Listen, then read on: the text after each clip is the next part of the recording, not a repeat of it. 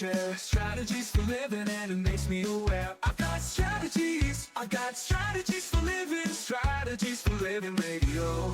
Your dose of radio rehab. Strategies for living radio. Your dose of radio rehab. Strategies for living radio. You know, we need them. Yeah, we need those strategies, don't we? Those strategies for living. So are you ready? You ready for your daily dose of radio rehab? Am I allowed to say I'm psyched? I understand why. And I look over here to my right and see Gary Tiemann, and you know what that means. Yeah. Great life strategist. That's only part of it, though. Yeah, absolutely. We got a really special guest today. Oh, my goodness, you've outdone yourself. Hey, folks, welcome in. Welcome into another edition of Strategies for Living. I'm Dr. David McMillian. She is PLPC Leon McMillian, and he is, of course, licensed clinical social worker Gary Tiemann, who just happens to bring the best guests to strategy, best life strategists. Absolutely. To strategies for living. That we get to do this, and we get to share some of these people with your audience out there. You know, we've been talking here lately when you've come on about Dr. Walter Semkiw and his wonderful work, and I feel so honored to have had the opportunity to have Dr. Semkiw 2 or 3 times as a life strategist here on Strategies for Living. He left us way too soon. Way too soon. But thanks to you, thanks to our life strategist today, Kevin Ryerson, Dr. Semkiw's work is continuing, and could I say even growing? Oh, absolutely. Yeah. We're so appreciative of what Dr. Semkiw is doing and the work that he was doing. We couldn't let that just go away. So I think he's still doing it. Yeah. Yes. I think he's still involved here. He may be more so. Well, maybe when Kevin comes on, he can say more about that. True.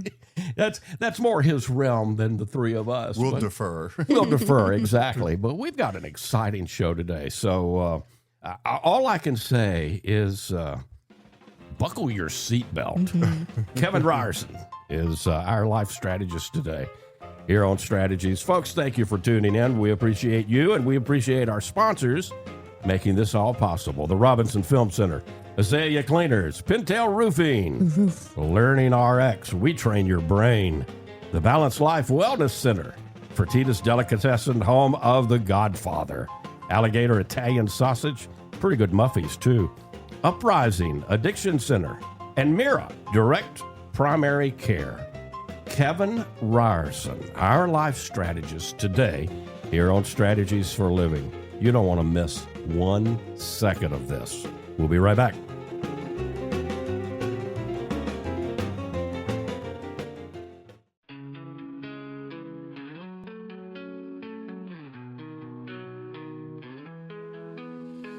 Tune in daily, find the light. Healthy mind and spirits bright. Strategies for living strong. Feel the vibe, it won't go wrong. Body moves and soul align. Catch the rhythm, feel the time. Radio rehab every day. Chase those clouds of gray away. Your daily dose of radio rehab. Lift you up when skies seem trapped. Mind and body, spirits free. Living life in harmony. And welcome into Strategies for Living. Leon McMillian, Gary Tiemann, David McMillian. Let's welcome into the program now acclaimed author, award-winning consultant, expert, intuitive, futurist, and trance channel in the tradition of Edgar Cayce. He's Kevin Ryerson. He has been lecturing and teaching in the field of parapsychology and spirituality over 40 years, has appeared as a guest on national and international television shows, including Oprah Winfrey, Good Morning America. He's the author of the landmark book, Spirit Communication. And I know people are out there saying, Kevin Ryerson, I know that name. Let me just say another name. Shirley MacLaine. That's right. Yeah. Yeah. And, oh, now I got it. Yeah. He was in her books. He was in her movie. Mm-hmm. Kevin Ryerson, welcome. Welcome to Strategies. Welcome. Thank you. Thank you for having me on the program today and for that warm introduction. I'm looking forward to our conversation. There's so much for us to talk about. I don't know. We're going to have to book you for 3 or 4 more programs because I'm looking at Gary's list of questions here. Yeah. Let's start with talking about our mutual friend and colleague, Dr. Walter Semkiw, because I know, Gary, you're continuing his work. And Kevin, I know you were a very good friend and associate of Dr. Semkiw. How did that association begin? It's a great question. The process I went through with Walter was very similar to an earlier process I went through with another group, which was headed by Dr. William Kautz from Stanford Research International. And he had a group of intuitives where he would propose questions. Then he would see if the intuitives had the capacity to generate information in advance of scientific inquiry. He asked everything from like earthquake triggering mechanisms to even what was the medical foundation of the AIDS virus. Wow. And we were able to generate insights on that. And he would then take them to a Stanford Research International, SRI, where experimental protocols were unfolding. And he was able to note that the intuitive-based insights were ahead of the scientific knowledge of the day. Mm. So it was that type of foundational work, and a co-participant, Penny Pierce, who recommended to Walter, who was inquiring of various intuitionists, whether or not they had some capacity to be able to identify objectively past lives. Yes. And it was their recommendation from my fellow intuitive Penny Pierce that brought Walter to yours truly to see if I could act as an augmentation to his own research into reincarnation. Walter at the time had been introduced to Dr. Ian Stevenson, who is considered to have the gold standard database yes. on children who had memories of past lives. So Walter had a comparative as to what might constitute objective standards for past lives. And his initial work with me was to see what the accuracy may have been of some past lives that he had already identified through his research model. And he found that about 82 to 83% of his matches were correct. But then it got him wondering, well, what was the actual ability of channeling as I work with it, which is very much in the tradition of Edgar Cayce. And people familiar with Shirley MacLaine's work knows that there are what are called spirit guides or teachers that work through me, who convey the information. And there's familiar names like Tom McPherson, who spoke to Shirley during the miniseries there in 1987. Right. And a growing familiarity with the name Atun Ray, who was one of the spirit guides that spoke through me most extensively with Walter.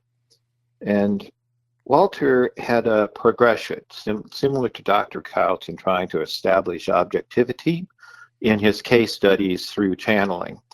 And one of the first case studies that he worked with is that he had an intuition that maybe Ralph Nader, the famous consumer activist who would run for the presidency, sure. and who is a well-known established personality, he had an intuition that he may have been part of the historical era of the American Revolution, but he had no way of necessarily verifying that.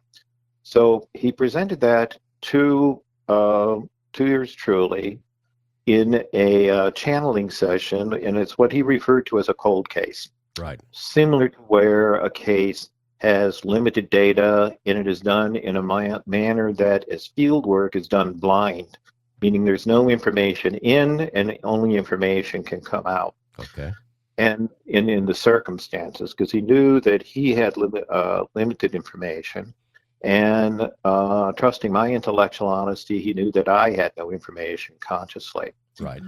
And in that case, which is posted at his site under the name Charles Thompson and Ralph Nader at his research site called Reincarnation research.com, which people can then go and be able to see this particular posted case. It unfolded that Dr. Semkiw asked the question, was Ralph Nader incarnate in that era? That was the only question he asked. And immediately the channeling through one of the guides, Antun Ray, spoke back and saying, yes, he was. He gave a name of Thompson or Thomason, mentioned that he had a high position in the Continental Congress, possibly as some type of secretary. Right. And also had given the predictor that the portrait features of Charles Thompson would essentially bear very much a strong resemblance or have exactly the same clean, well, angular features that Ralph Nader was known for. So Walter was very excited because he had a name, he had a position in the historical era, and he had predictors that what we call the biomarkers or the architectural features of the face would bear a resemblance to Ralph Nader. And so he began his research, and as he put it, he must have gone through 100 books. He was actually losing faith that he might find, this well-presented case history. Right. But he said finally he decided to do it the old-fashioned way, went down to the library one more time, found an old dusty book that practically fell off the shelf in his hands, opened it up, the index, and found the name Charles Thompson. And he said when he nervously turned the page, the first thing he saw is that there was a portrait of Charles Thompson, and he said he was looking exactly at the features as the predictors had stated. He looked exactly like Ralph Nader. Wow. And he found out that when he ran sort of a psychological biography on Ralph Nader and a psychological biography, a historical biography on Charles Thompson, they had almost exactly the same personality traits and unique characters, qualities. Thompson, for instance, had acted as a consumer advocate even in his own era. Really? In fairness, in dealing with the back eastern tribes, such as the Iroquois, so that they were being dealt with honestly by the colonialists of the era. Right. And that was the case history that moved my relationship with Walter forward, because he felt that here was a clearly identified case history that he could put some trust in that had brought forward objective information about reincarnation. And folks, let me mention the site again, reincarnationresearch.com. Good search feature on that site. If you just put in Ralph Nader, you'll pull up the things that Kevin is talking about. You'll pull up the photographs. The photographs alone blow me away. Right. But then when you layer on top of that, Kevin, what you just did, the psychological, layer to it, it just, again, it underscores the importance of Walter's work and why we need to pay more attention to reincarnation research. And, one thing I like to say about the website, too, because Walter started connecting the dots with many celebrities and politicians. Sure. Right. And so Good place to start. And I think, I simply refer to it sometimes, it's like People Magazine in 3D. Yeah. And, just for entertainment purposes, our little egos are always attracted to, we want to know, who was who? We want and doing what? We want to get people interested in this phenomena any way we can. Sure. And again, the work that is continuing, and I know, Gary, you're involved in it. Kevin, you're involved in it. It is very much evolving. our guest last week, Chuck. He's part of our group now. Right. Including AI and all the fabulous features that it can bring to the table. So we've only got about a minute before we got to go to break here, Kevin. But when we come back, do you mind sharing with us how you started doing what you do? I mean, did you wake up with it one day? And as a little boy, did you start telling your mom who she was, or talking to her as Atu and Ray? I doubt it. But how did I'm curious, and I think many people who are listening to us are probably curious of the kind of the nuts and bolts of how you do what you do, how you have, because you have developed it. It's a science and an art that you've developed through the years. One of the most respected in the country. Yep. Kevin Ryerson. I'm more than happy to share those details. We will dive into that when we come back. Kevin Ryerson is our life strategist today here on Strategies for Living. Don't go anywhere. Stay right with us. More strategies to come.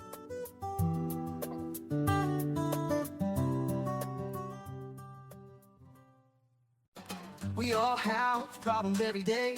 We all need help along the way. We need strategies for living. Radio. And welcome back in. Welcome back into Strategies for Living. Lauren Leon McMillian, Gary Tiemann, David McMillian. We're with Kevin Ryerson today. KevinRyerson.com is his website, and you can find more information if you are interested. You can learn how to book a session with Kevin because you talk to people, Kevin, all over the world. And I know you're busy, and sometimes I know I had to wait. I don't remember now. It's been a while. But I had to wait a couple of weeks, 3 weeks or so. So you got to get in line because I know you're a busy guy. But it is, speaking from personal experience, well worth the wait, my friend. So thank you. Thank you. How did you start doing, how did you come to know that you could do this, Kevin? Has this been going on since you were a little guy, or how has this developed, and how did you evolve to know what you could do? Well, I always quote a comedian by saying I started out as a child, but then most of us do. And, and I had an early interest in ESP because, believe it or not, my Sandusky, Ohio history books from public education actually mentioned, of all things, President Lincoln's interest in spiritual phenomena. And so I thought to myself, what's good enough for, President Lincoln's good enough for me. Yeah. Sure. So that started my curiosity, and I looked into actually parapsychology early on, things like Zener cards. I was a student of the Edgar Cayce material, right? Probably from about anywhere from the 6th grade on up through junior high school and high school. In fact, I actually had founded a parapsychology club in high school. And my early efforts were to use things like psychometry, which is just holding an object, seeing if you can see its history visually, and or have a tactile sense of it. And then you have an immediate object that has confirmation to it. So you're getting positive feedback. Right. And what that point makes that I like to stress for people is that intuition, or what we call psychic abilities, psychic meaning simply of the mind and of the soul, right. These are natural abilities. Everyone has these. And it sort of depends on maybe the social environment people come of age in, the domestic environment. Sure. So if you have a household that sort of encourages your areas of curiosity, intuition, spirituality, that's a household that will probably in which intuition would develop fairly rapidly and would be considered a natural capacity for the person. If there was a household where maybe there was skepticism of any form, either spiritually and or intellectually, that might be a household that might delay the the early childhood elements of developing intuition or psychic abilities. For instance, if you came of age in the place called Lilydale, which actually is a incorporated area in New York City, in New York State, right, just about 7 miles from Lake Erie. It's actually a place where there are 200 trance mediums who actually live there year round. It's a whole village of folks. Yes. So if you come of age there, it's almost expected, like, well, how's your intuition today? Well, there's the old joke where one psychic meets another psychic and they go, "You're fine, how am I?"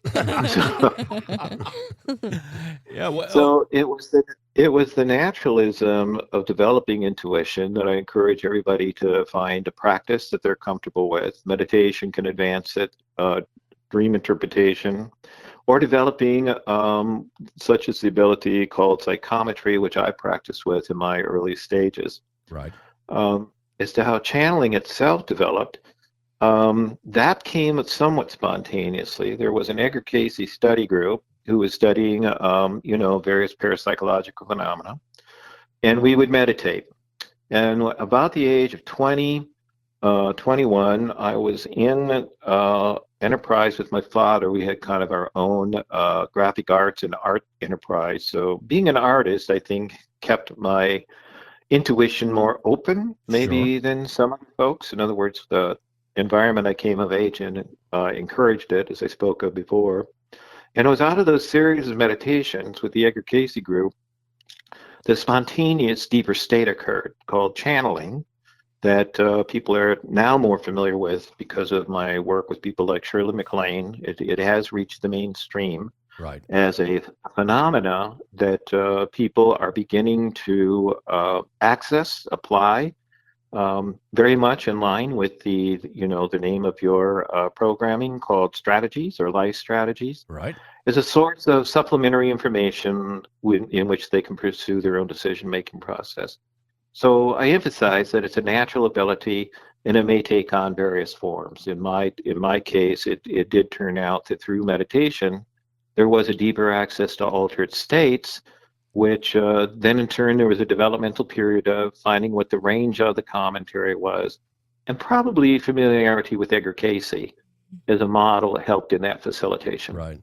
And of course, Edgar Cayce was known, among many other things, as the sleeping prophet, because he went into a trance state. Right. When you do your thing and come back, do you remember? Much like Edgar Cayce, I do not have the recall immediately after the channeling state. There may be some vague recall.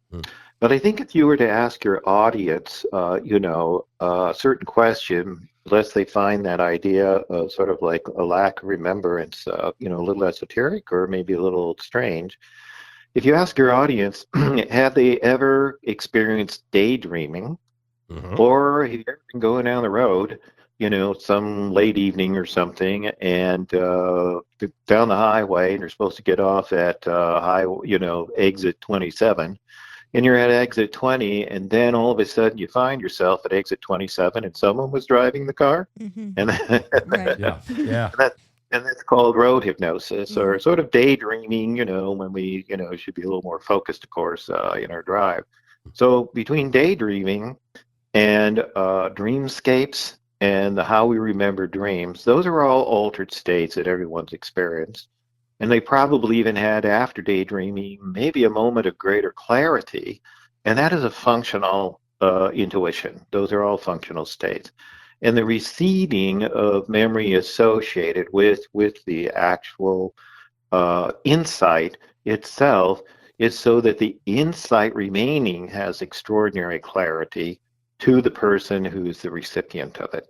And that is an example of how it is natural to go into these altered states and find guidance and or capacities that normally we don't necessarily associate within the range of, say, our conscious and analytical abilities. Right.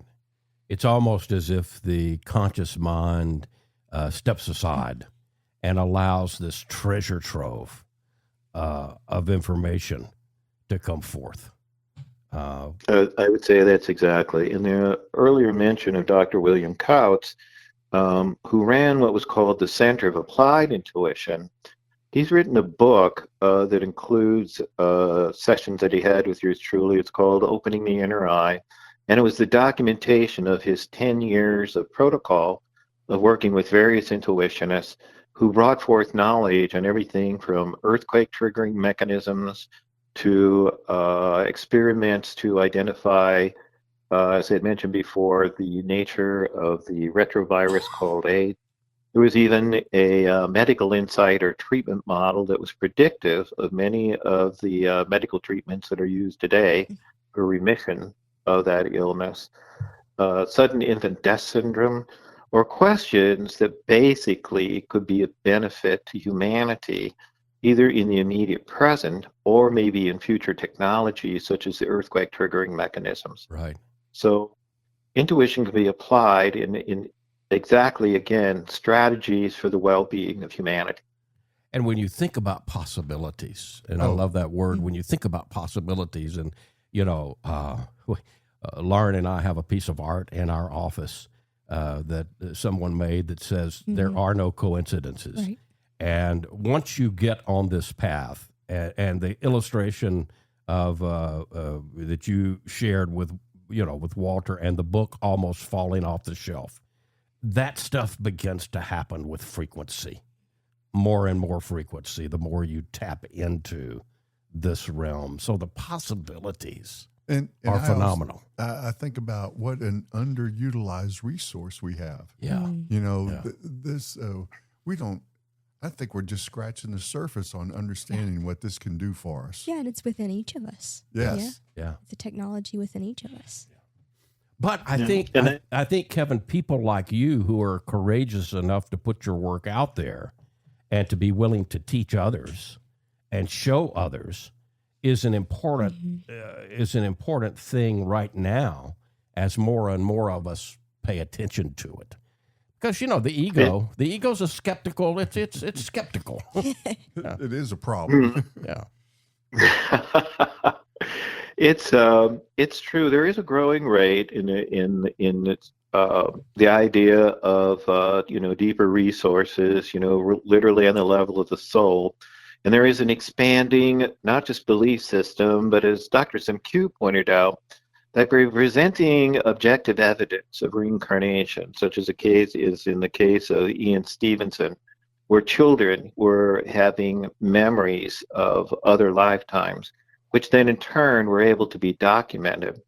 And then the later work of the idea that as they came of age into their adulthood, they bore striking physical resemblance to the person who they were in the past life.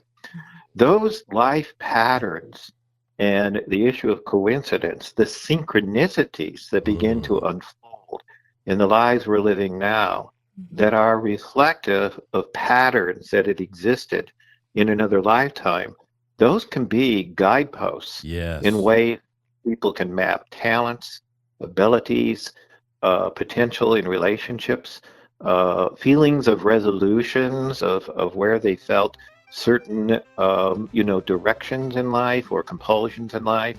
And that goes to models of both well-being, but practical applications that bring about results in almost life paths for people. This is phenomenal stuff. Kevin Ryerson, our life strategist. You can find out more about Kevin at kevinryerson.com. And we have more here on Strategies, so don't go away. More to learn, more to come here on Strategies for Living.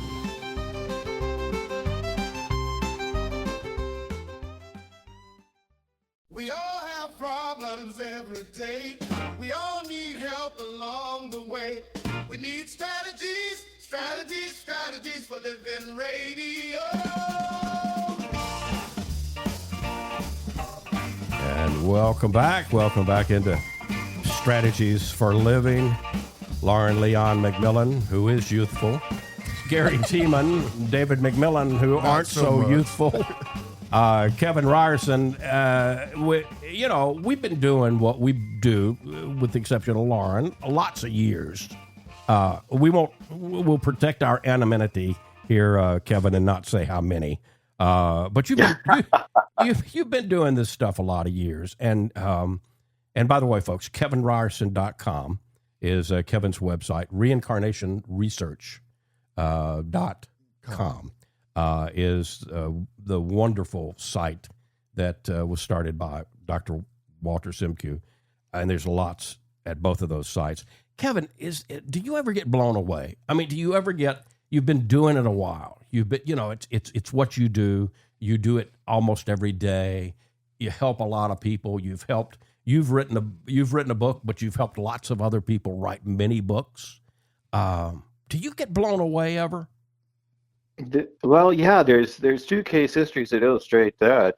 Dr. Semkiw actually had just seen a small ad about two brothers who worked in comedic effect. And he had asked multiple times whether or not various famous comedian couples might have been the reincarnation of Laurel and Hardy. And these two brothers were well known in their region, but unknown to me and unknown to Walter. Yeah. And he was surprised that when he asked about these two brothers, if they were the reincarnation of Laurel and Hardy. Wow. And it was an immediate affirmative. But what was startling is that these two brothers actually have been acting out Laurel and Hardy movies since their childhood. Wow. And it turned out they actually had one of the largest collections of Laurel and Hardy memorabilia in the world. And the case history is posted at the site, and the two brothers do look exactly like Laurel and Hardy in their youth, per se. Now, so that was quite phenomenal. And now he's got me worried because Lauren and Gary, I think both of you know my early story of being in the crib and the affinity for the Three Stooges. So now I'm worried. Now it's the three of us. Now Gary's going to worry whether he had a past life with you or not. Which one he might have been. I don't think I'm going to worry. I think I pretty much have to figure out what it was. Yeah. Yeah. Here, Gary, pick two. Yeah. The other thing is what I call biographical futurism, is that there's an identification of Andrew Jackson as the reincarnation of a former senator and Secretary John Kerry. During the when he was making a run for the presidency against George Bush Jr. Right. And what was startling about that is that, one, it looked like Kerry wouldn't take the nomination. But when we examined the past life of Andrew Jackson, we found out that there was a series of those synchronicities in Andrew Jackson's life that ran almost exactly parallel, that were beginning to unfold in John Kerry's life. So we took the biography of Andrew Jackson, laid it out as though it was a contemporary possible campaign model for John Kerry, and all those synchronicities that had occurred in Andrew Jackson's life turned out to unfold exactly in a similar pattern in John Kerry's life. Wow. Because Andrew Jackson had run against the son of a former sitting president, as was the case with George Bush. Yeah. Yeah. And the final thing that I really liked is that Andrew Jackson lost his wife due to the campaign pressure. She perished before he reached the White House. Right. And he often said that if he had one more year in his home with his wife, he would have turned all of the years over that he served in the presidency, for one more year with his wife. He loved her that much. Yeah. And when John Kerry looked like he may have achieved the presidency by a recount in Ohio, he stopped it because his wife's health was beginning to fail. Wow. And so it's like you learned that lesson from past life to choose love over just duty. And that was all predictive by the patterns that had existed in Andrew Jackson's life and seemed to play out in a remarkable series of synchronicities in the election cycle of John Kerry. Yeah. And that to me was quite startling. So what is being underscored for me by this conversation is the importance for all of us to tune in and pay more attention to reincarnation as a phenomenon, but also as a potential, if I could use that word. Absolutely. There's so many possibilities that we could use this for. Kevin, go ahead. I didn't mean to interrupt you. No, not at all. You're reinforcing the point that's been put forward, is that it's good to know that karma, as it's called, is not fixed in stone. There is free will, and when people practice the twin word that's contained in associated with reincarnation called dharma, that means that's the part of your life plan, your life purpose, in which you are achieving the deepest parts of your humanity, the self-fulfillment of your personhood, and the deepest levels of the soul, that then karma just becomes patterns in our lives and lessons that we can learn from, rather than some type of activity that's fixed in stone. Right. And that's the beauty. I'm so glad that you are underscoring, Kevin, that karma's real, but it's not fixed. We have choices. And it's not punishment. Right. It's No. another opportunity. Yeah. It's an unfolding, and if we are wise enough to study it and be open to it, again, I used this word earlier. It's a treasure trove. Yeah. Yeah. And I would also point out we're not alone in that journey anymore. The Chicago University does a study about every 5 or 10 years.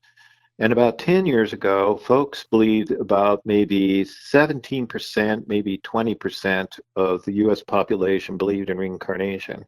And the latest poll revealed that up to 32% believe in reincarnation So it's at growing. this point. Yeah.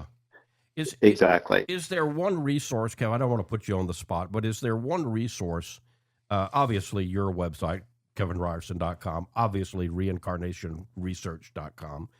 But if someone wanted, an intro to it, where would you send them beyond these websites? I would recommend, for objective information, that they look into the works of Dr. Ian Stevenson. I would send them, of course, to Dr. Walter Semkiw's work at reincarnationresearch.com. And I would refer them for depth spiritual studies in the matter to, say, the aggregation materials on reincarnation. Yes. Kevin Ryerson, the only complaint that I've got is that this has gone way too quick, and we've got. I'm looking at Gary's questions. He's got way more questions, so you're going to have to come back. That's all there is to it. Oh, okay.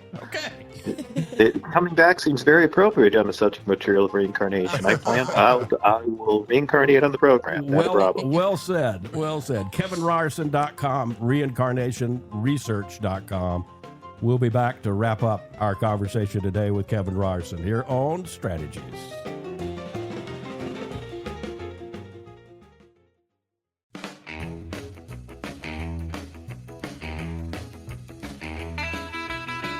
And welcome back. Welcome back into Strategies for Living. Gary Tiemann, you've outdone yourself. Lauren Leon. Great people. Yeah, you always do. Lauren Leon McMillian, David McMillian, with Kevin Ryerson today. KevinRyerson.com. Go visit his site, reincarnationresearch.com. Go visit that site.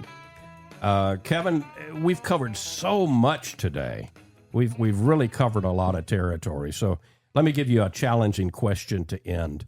What do you want people to take away from listening the last hour here to what we've talked about on strategies? Well, I'd like people to understand that intuition's a natural capacity. Since our subject material is reincarnation, that there is objective evidence that supports it.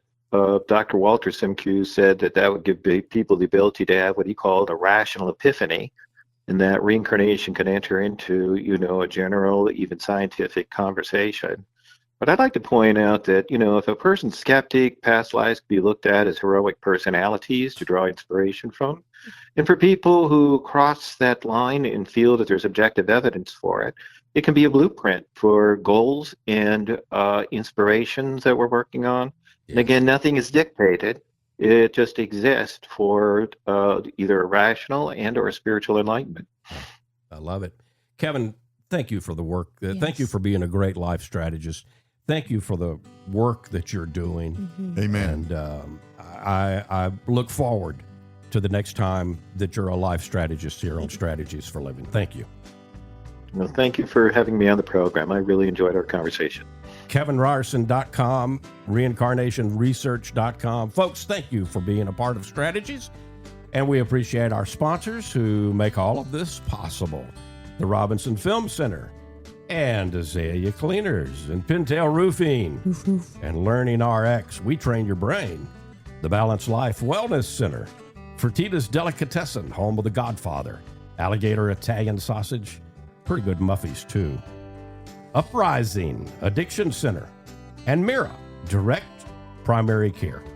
If today were the last day of your life, you only had one more phone call that you could make, who would you call? What would you say? And why are you waiting? Make the call. For Kevin Ryerson, for Gary Tiemann, for Lauren Leon McMillian, I'm David McMillian. See you next time right here on Strategies for Living.